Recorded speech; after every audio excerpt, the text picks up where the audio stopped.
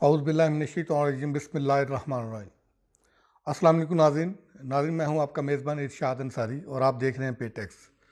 नाज़रीन, आज हम बातचीत करेंगे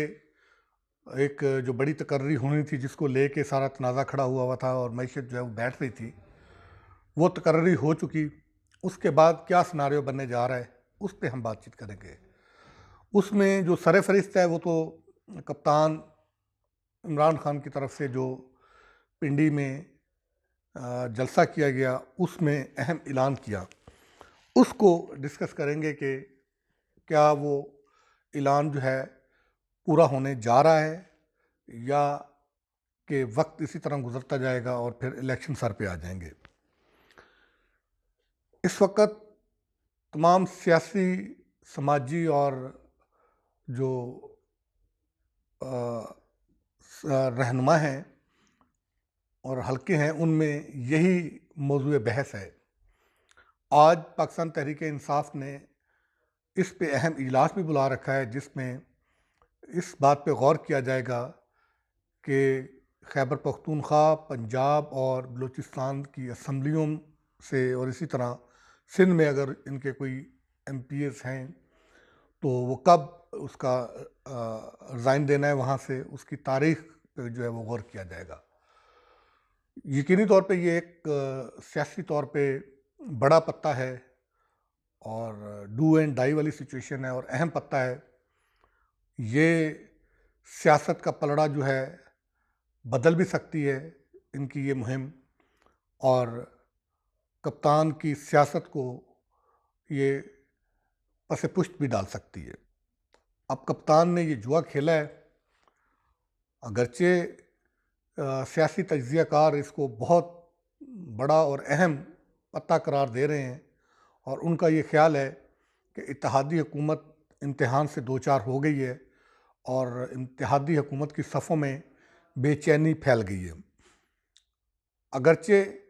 इत्तेहादी हुकूमत के जो रहनुमा हैं और उनमें जो शामिल जमातें हैं, उनके सरबराहान, उनके बयानात जो सामने आए हैं वो तो कोई ऐसा ये अब उनका नफ्स की गेम्स है या उनकी नफ्स की मजबूती है कि वो कोई ऐसी परेशानी ज़ाहिर नहीं होने दे रहे, या हकीकत में ऐसा ही है कि उन्होंने कोई अल्टरनेट प्लान बना रखा है। क्योंकि ख्वाजा आसिफ का बयान आया है, फिर इसी तरह आसिफ जरदारी और दूसरे रहनुमा उनके जो बयानात आए हैं, उससे तो वो अभी तक पुरुम्मीद हैं कि इंतखाबात अपने टाइम पर ही होंगे। बल्कि ये तो कब अर्ली इलेक्शन की बात कर रहे हैं पाकिस्तान तहरीक इंसाफ वाले। हुकूमती हलकों की तरफ से जो बयानात सामने आ रहे हैं वो तो इस तरह के भी बयानात आए हैं कि इलेक्शन पहले होने की बजाय 6 माह ताख़ीर का भी शिकार हो सकते हैं और कानून में इसकी गुंजाइश मौजूद है, प्रोविज़न मौजूद है। और अगर ऐसे इमरजेंसी के हालात हों, जैसे कि इकॉनमी की सूरत हाल के बारे में डिस्कस हो रहा है और दूसरे इक़्तिसादी मामलात हैं और फिर पॉलिटिकल इंस्टेबिलिटी, अगर ये इसी तरह हालात रहते हैं और फिर सैलाब की जो तबाहकारियाँ हैं उसके जो असरात हैं वो इसी तरह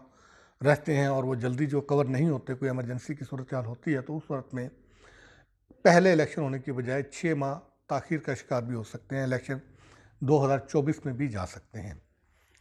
तो अब ये दोनों साइड से एक नई कानूनी जंग शुरू हो गई है और ये अलबत्ता खुशाइन बात है कि पाकिस्तान तहरीक इंसाफ ने जो एहतजाजी सियासत थी और इंतशार की सियासत थी, उसको तर्क करके एक सही, जिसको कहते हैं कानूनी सियासत जो है वो उसका आगाज़ किया है। और पहला जो वार किया है वो यकीनी तौर पे बहुत ज़बरदस्त वार है। और पाकिस्तान तहरीक इंसाफ अपना इजलास बुला के इस पर गौर कर रही है, तो दूसरी तरफ इत्तेहादी हुकूमत के जो इत्तेहादी जमातें हैं वो भी मुलाकातें उन्होंने शुरू कर दी हैं और चारों सूबों के हवाले से उन्होंने भी इजलास बुलाना शुरू कर दिए हैं। आसिफ अली जरदारी की अभी MQM के वफ़द से मुलाकात हुई है, उसमें काफ़ी बातचीत हुई है और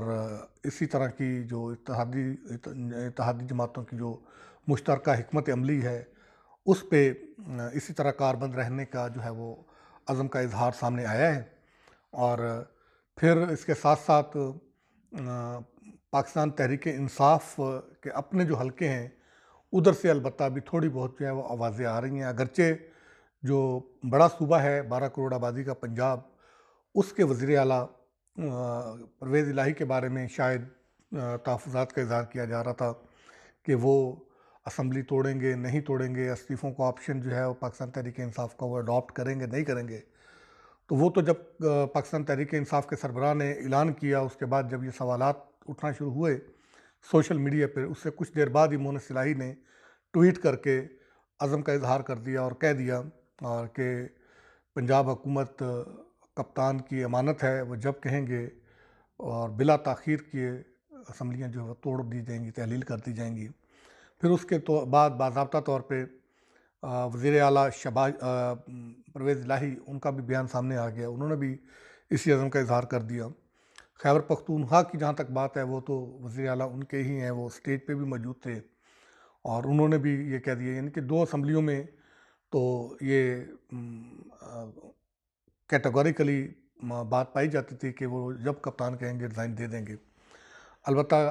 बलूचिस्तान से पाकिस्तान तहरीक-ए-इंसाफ के अपने ही जो रहनुमा हैं यार मोहम्मद रिंद, उनका ये बयान सामने आया है। उनका ये कहना है कि कप्तान का असम्बलियाँ तहलील करना या असम्बलियों से बाहर निकलने का ऐलान अपनी जगह पे, लेकिन अभी हमने कोई फ़ैसला नहीं किया क्योंकि बलूचिस्तान में बतौर ख़ास उनके कुछ हमख़्याल लोग हैं और उनसे मशवरा किए बगैर वो इसका फ़ैसला नहीं कर सकते कि वो असम्बलियों से इस्तीफ़ा देंगे या नहीं देंगे। अलबत्ता अब ये सामने आएगी सूरत हाल अगले 2-3 दिन में कि क्या मामलात होते हैं, कि अलबत्ता ये कहा जा रहा है कि जो लीडर होते हैं वो मुशावरत करके फ़ैसले अनाउंस करते हैं। कप्तान ने पहले फ़ैसला अनाउंस कर दिया और अब मुशावरत करने जा रहे हैं। अब मुशावरत होती है तो क्या रंग दिखाती है ये पता चलेगा। अलबत्ता इलेक्शन कमीशन ऑफ पाकिस्तान का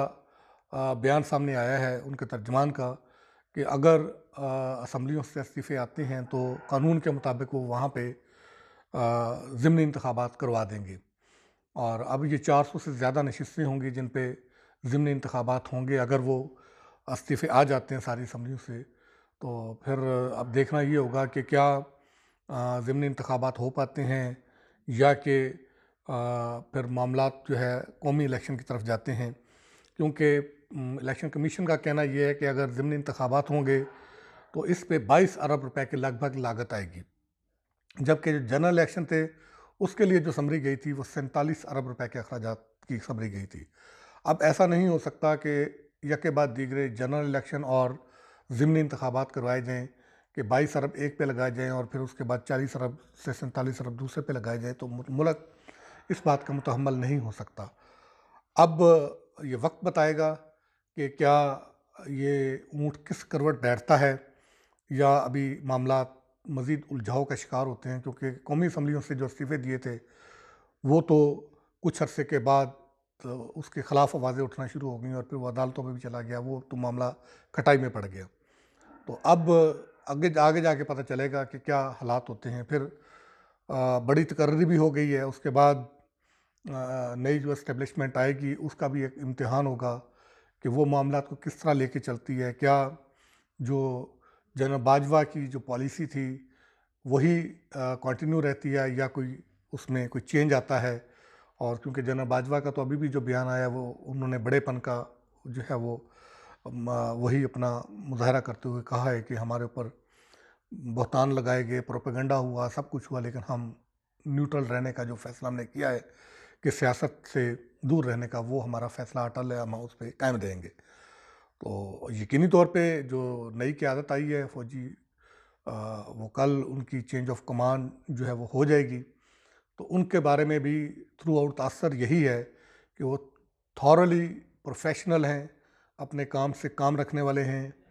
और यकीनी तौर पे उनकी क़यादत में पाकिस्तान की मुसल्लह अफ़वाज, हमारा दिफ़ा, हमारी जो सरहदों की हिफाजत है वो मज़ीद मज़बूत होगी और उसकी जो अंदाज़ा है उसका इस बात से भी लगाया जा सकता है कि पाकिस्तान में जब ये बड़ी तकर्रियाँ हुई तो उसके बाद हमारा जो अज़ली दुश्मन है भारत, वहाँ पे इसकी वाज़े तपश जो है वो महसूस की गई। उनकी चीखें जो है वो इस बात का सबूत थी कि पाकिस्तान की जो अस्करी क़यादत है, यकीनी तौर पे जो भी इस लेवल पे आता है वो अपने प्रोफेशन के इंतहा पे होता है। तो डेफ़िनेटली ये भी थॉरली प्रोफेशनल लोग हैं और मुल्क को दिफाई लिहाज से मजबूत करेंगे मज़ीद और आगे लेके चलेंगे। अब जहाँ तक मामला आ जाता है स्टेबिलिटी का, तो ये अब सियासी जमातों ने मिल के तय करना है कि मुल्क को किस तरफ लेके जाना है, क्योंकि मईशत हमारी इस बात की मुतहम्मल नहीं हो सकती है, क्योंकि तवक्को ये की जा रही थी कि आज हमारी मुल्क की स्टॉक मार्केट बेहतर होगी, मस्बत मैसेज जाएगा, लेकिन आज उसके अपोजिट हुआ है। हमारी मुल्क की स्टॉक मार्केट अभी जब हम आपसे बातचीत कर रहे हैं तो 800 से ज़्यादा पॉइंट माइनस में गई है। तो ये एक मईशत के हवाले से अलार्मिंग सिचुएशन ज़रूर है, क्योंकि IMF के साथ भी हमारे मुज़ाकरात ताख़ीर का शिकार हैं। तो लिहाजा आने वाले दिनों में मुस्तक़बिल का जो मंज़रनामा है, उसकी जो ताने बाने हैं वो सामने आ जाएंगे कि मुस्तक़बिल का मंज़रनामा क्या बनने जा रहा है। ये 2 से 3 दिनों में हमें सिचुएशन सामने आ जाएगी और वाज़ेह हो जाएगा।